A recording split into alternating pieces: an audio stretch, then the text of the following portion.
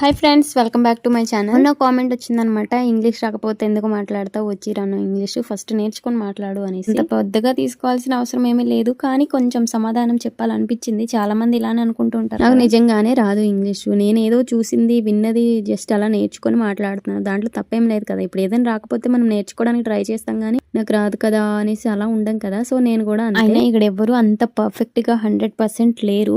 నేను చదువుకున్న చదువుకి నేను మాట్లాడే మాటలకి అస్సలు పోలికే ఉండదు, ఎందుకంటే నేను 7th క్లాస్ చదువుకున్నాను కాబట్టి. సో ఆ 7th క్లాస్ చదువుకున్నాను అన్నది కూడా అబద్ధమే అనేసి అంటున్నాను. ఇప్పుడు మాటలదేముంది, మనం విన్నది చూసింది అలా నేర్చుకుంటూ ఉంటాం కదా. సో అలానే నేను కూడా అంతే, అదేదో పెద్ద తప్పు నేరం అన్నట్టు చూస్తున్నారు. ఏంటి వీడియోస్ లో సింపతి కోసం 7th క్లాస్ అని అబద్ధం చెప్తున్నావు కదా, నువ్వు బాగానే చదువుకున్నావు కదా అనేసి అంటున్నారు. నిజం చెప్తున్నాను, ఒకప్పుడు 7th క్లాస్ అని చెప్పుకోవడానికి చాలా సిగ్గుపడేదాన్ని, కాకపోతే ఇప్పుడు చాలా ప్రౌడ్ గా ఫీల్ అవుతున్నాను, ఎందుకంటే నా చదువు కన్నా ఎక్కువగా నేను ఆలోచించగలుగుతున్నాను కాబట్టి. అన్నట్టు వీడియో నచ్చితే లైక్ చేయడం మర్చిపోద్దు.